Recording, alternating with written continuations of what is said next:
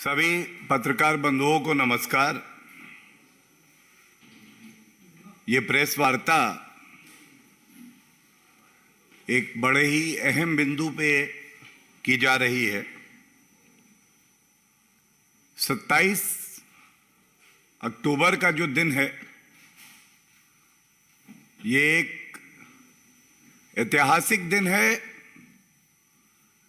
क्योंकि इसी दिन जम्मू और कश्मीर का विलय भारत के साथ हुआ था। और जब इस दिन को याद किया जाता है तो यह भी याद करना अति आवश्यक है किस तरह से भारत के पहले प्रधानमंत्री स्वर्गीय जवाहरलाल नेहरू जी ने 5 ऐसी बड़ी गलतियां करी, भूल करी, जिसकी एक बड़ी कीमत हमारे देश को, देशवासियों को और जो कश्मीर के नागरिक हैं उनको चुकानी पड़ी। इस विषय पे भारत के कानून और न्याय मंत्री किरण रिजिजू जी ने भी प्रकाश डाला है और कुछ अहम मुद्दे उठाए हैं। और भारत श्री नरेंद्र मोदी जी के नेतृत्व में आज वो देश है जो बड़ी मजबूती से पूरे विश्व को दिशा दे रहा है। लेकिन एक लोकतंत्र मजबूत होते हुए भी आत्मचिंतन करता है, अपनी इतिहास में की गई भूलों से सीखता है। और यह प्रेस वार्ता इसलिए बहुत अहम है क्योंकि जवाहरलाल नेहरू जी की जो ये 5 भूल थी, इसको दबाए रखने का एक कुंठित प्रयास कांग्रेस पार्टी द्वारा किया गया,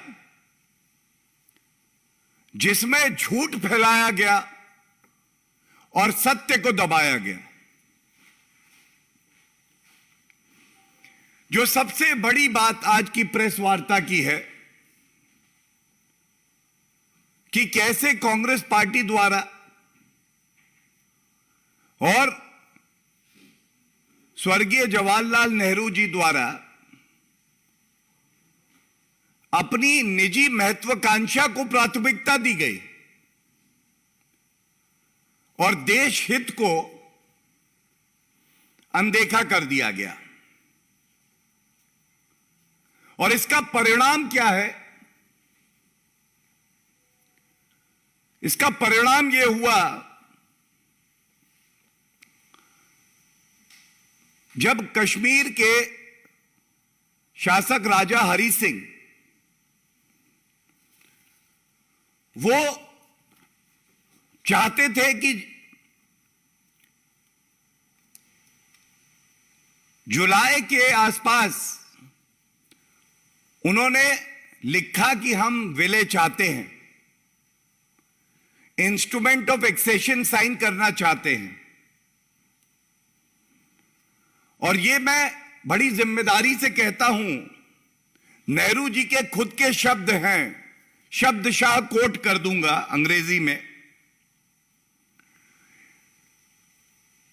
In Nehru's own words, the question of accession, quote, came up before us informally round about July or the middle of July.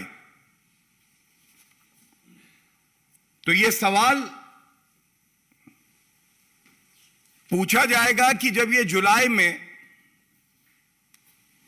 बात आई तो अपनी निजी महत्वाकांक्षा को प्राथमिकता देते हुए किस तरह से उन्होंने राष्ट्रहित को दरकिनार कर दिया। और उनकी दोस्ती शेख अब्दुल्ला के साथ थी, हर कोई जानता है।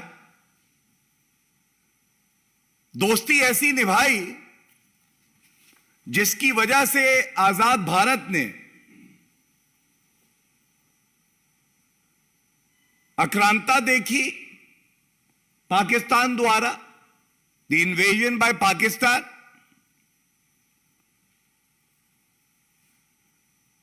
और हमने देखा जो भारत का अभिन्न अंग है, वो भारत माता की भूमि पर पाकिस्तान का अनऑथराइज्ड ऑक्यूपेशन है, कब्जा है। तो अगर समय पे ये फैसला जवाहरलाल नेहरू जी ले लेते तो आज जो पीओके का मसला है, ये मसला नहीं होता। हमने देखा किस तरह से भारत ने संयुक्त राष्ट्र यूनाइटेड नेशंस के सामने अपना पक्ष रखा है, लेकिन यह भी एक बहुत बड़ी भूल थी कि जवाहरलाल नेहरू जी ने जो हमारा अंदरूनी मामला था उसको यूनाइटेड नेशंस में रखा और पाकिस्तान का लोकस क्रिएट किया। और ये आज भारत की जनता सवाल पूछ रही है कि अगर समय पे सरदार पटेल जी के नक्शे कदम पर चलते हुए त्वरित कार्रवाई होती, जैसे 560 ऐसे प्रिंसली रूलर्स थे जिनका विलय भारत में हुआ और नेहरू जी भी उसी रास्ते चलते, तो शायद जो जिहादी आतंकवाद का रूप हम देख रहे हैं उसका सामना भी भारत को नहीं करना पड़ता।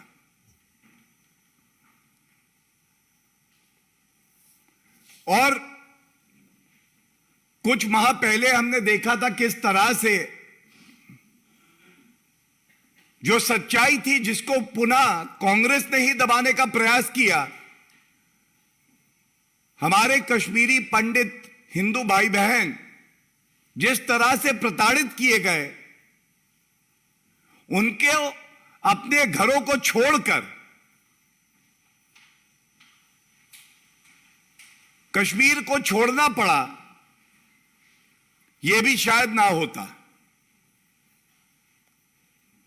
आज यह बात बार बार पूछी जाएगी कि ऐसा क्यों हुआ कि जवाहरलाल नेहरू जी ने अपनी दोस्ती निभाते हुए जब राजा हरि सिंह जी के साथ समझौता हो रहा था, इंस्ट्रूमेंट ऑफ एक्सेशन साइन हो रहा था,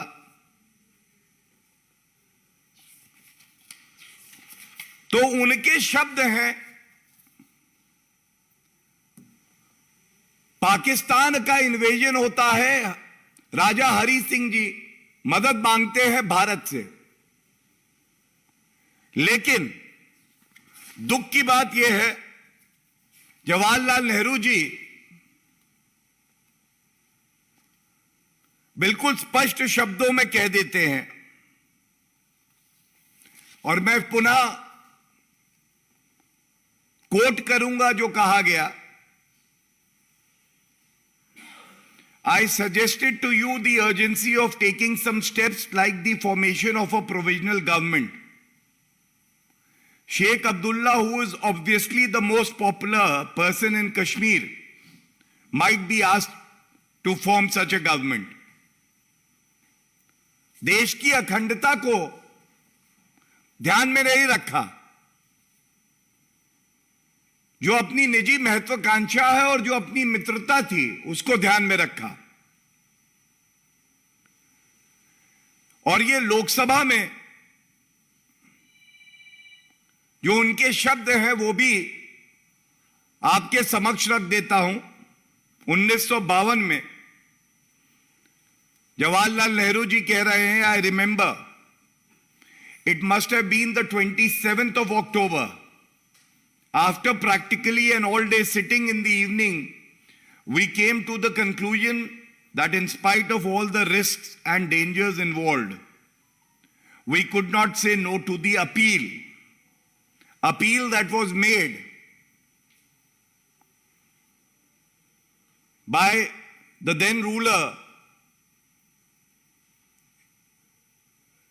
agreeing to sign the instrument of accession which was delayed by Jawaharlal Nehru.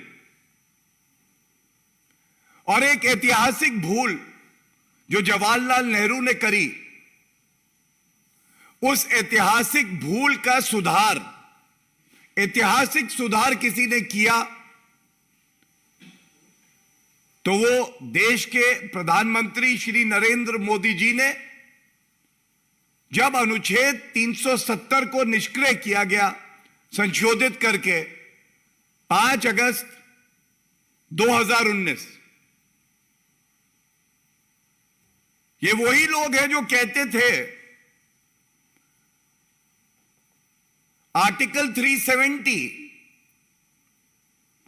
एक स्पेशल टेम्पररी प्रोविजन है और घिसते घिसते घिस जाएगा, लेकिन सांप्रदायिक राजनीति करनी थी, तुष्टीकरण की राजनीति करनी थी, इसलिए इतनी हिम्मत नहीं जुटा पाए इस अस्थाई प्रोविजन को समाप्त कर सके। और आज सवाल यह पूछा जाना चाहिए, ये जितने इंस्ट्रूमेंट ऑफ एक्सेशन साइन हुए, ये सारे के सारे शब्दशाह एक जैसे थे। जो कश्मीर में इंस्ट्रूमेंट ऑफ एक्सेशन साइन हुआ, यह भी शब्दशाह वही था।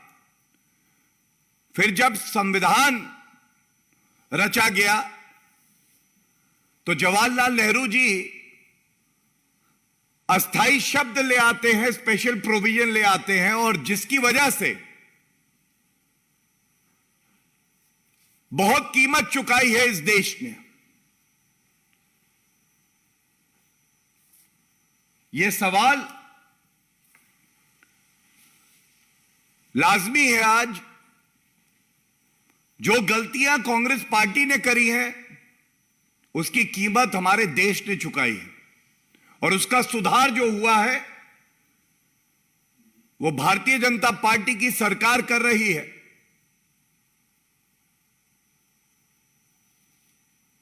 आज ये सारे सवाल जो पूछे गए हैं इस मंच से, ये जो एक्सेशन हुआ इसको आपने प्रोविजनल क्यों बताया, ये सवाल उठाया गया है। राजा हरि सिंह जी ने तो इसको प्रोविजनल नहीं बताया था, ये एक बहुत बड़ी भूल है।